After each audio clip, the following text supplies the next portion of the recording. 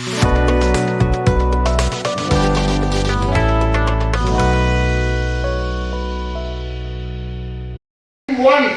Contract Regulation Abolition Act 10(1). 10(1) మీరు labour commission ముందర petition కావాలా? మేము 10 ఏళ్ళుగా పనిచేస్తున్నాము, 20 ఏళ్ళుగా పనిచేస్తూ ఉంటామా? సో మాకు పర్మనెంట్ చేయి, no casual, no contract, only permanent గా పనిచేస్తూ ఉన్నాము. ఏమన్నా ఇప్పుడు ఈ కాంట్రాక్ట్ లేబర్స్ నోట్లో మన్నేసింది ఎవరు తెలుసా? మీకు తక్కువ సంబళము, గ్రాట్యుటీ లేదు, బోనస్ లేదు, ట్రాన్స్పోర్టేషన్ లేదు, హౌస్ రెంట్ అలవెన్స్ లేదు, బోనస్ కూడా లేదు, డ్రెస్ లేదు, సోప్ అలవెన్స్ ఇచ్చేయలేదు, వాషింగ్ అలవెన్స్ ఇచ్చేయలేదు, ఇల్లు కూడా ఇచ్చేయలేదు.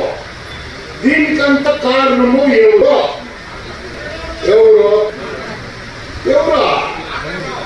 కాంట్రాక్టర్ వాడి అమ్మ పరిస్థితులు ఉంటాయి. దీనికంతా కారణము ఒక పేయి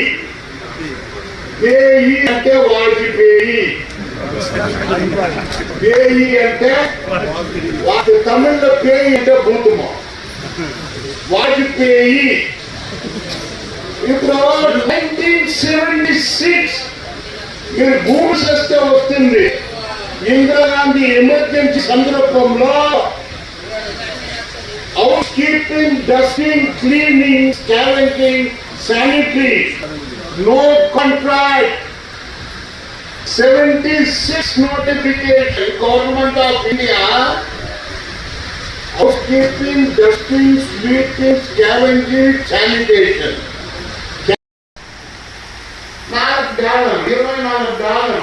मेरा बात से कि धीरे धीरे अंतर्राष्ट्रीय स्तर पर भी और देश के स्तर पर भी ये कोशिश जारी है कि पक्का वर्कर, सुरक्षित वर्कर, जिसकी नौकरी सुरक्षित है, जो मानसिक रूप से सुरक्षित है कि मेरी नौकरी सुरक्षित है, जिसको एक वेतन मिलता है जो कि कुछ हद तक नियमित है, जिसके लिए वो लड़कर उसको विकसित करवा सकता है, उसके पास कुछ अधिकार है जिसको वो विकसित करवा सकता है, इसके ऊपर चोट अंतर्राष्ट्रीय स्तर पर भी और देश के स्तर पर भी नई आर्थिक नीतियों के आगमन के बाद से लगातार जारी है। अगर जो साथी पुराने हैं हमारे, उनको याद होगा कि पश्चिम बंगाल में जब इफ्टू ने अपनी अखिल भारतीय कॉन्फ्रेंस करी थी, तो हमारे मुख्य अतिथि थे अमित भावी, जिन्होंने हमारे सामने एक पेपर पढ़ा था जिसमें उन्होंने बताया था कि अंतर्राष्ट्रीय स्तर पर मजदूर वर्ग को अधिकारहीन करने के लिए, उससे उसका आत्मविश्वास छीनने के लिए इस तरह से पूरे दुनिया में कोशिश है कि वर्कर को परमानेंट से इम्परमानेंट कर दे, यानी कि स्थायी से अस्थायी कर दे, अलग अलग नामों में।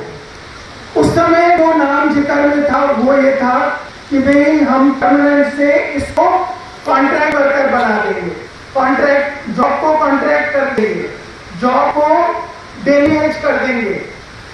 ये शब्द उस समय पर इस्तेमाल होते थे। उस समय ही इफ्टू ने कुछ पहलकदमी की और हमारी कोशिश रही कि हमारे जैसी समझ रखने वाले जो केंद्रीय ट्रेड यूनियन सेंटर्स थे, उस समय हमने कोशिश की कि उनको एक प्लेटफॉर्म पर लाकर और ठेका कर्मचारियों के सवाल पर, उस समय आउटसोर्सिंग शब्द बहुत कम था, ये शब्द बहुत कम था।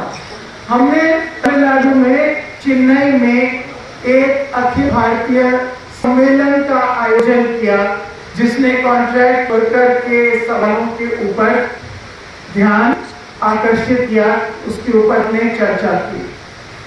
जब इफ्को को मौका मिला अंतर्राष्ट्रीय कोयला मजदूरों का, माइनिंग मजदूरों का कॉन्फ्रेंस हिंदुस्तान में आयोजित करने का, तो आप तेलंगाना साथियों को याद होगा विशेषकर जो साथी कोयला से कॉन्ट्रैक्ट साथी आए हैं उनको भी याद हुआ और रामगोंडम के अन्य साथियों को भी याद हुआ कि हमने उस समय अखिल भारतीय स्तर उस मौके का इस्तेमाल करके एक अखिल भारतीय स्तर पर कोयला कॉन्ट्रैक्ट वर्कर्स यूनियंस को एक साथ लाकर हमने उनके द्वारा उनकी पहलकदमी में उस अंतर्राष्ट्रीय कॉन्फ्रेंस को आयोजित किया और कोयला ठेका वर्करों के सवालों को लेकर हमने एक भारत के स्तर पर कुछ कार्यक्रमों को लेने की कोशिश की, जिसमें कि दिल्ली में एक ऑल इंडिया प्रदर्शन और धरना हमने रखा। हमारी मुख्य मांग दो तरह की रही। एक कि ये जो ठेका वर्कर है इसको निम्न अधिकार और वेतन मिले और साथ ही हमारे साथी आए हैं, साथी लोग बैठिए, आपका स्वागत है कन्वेंशन में। इसमें डिस्टर्बेंस करिए।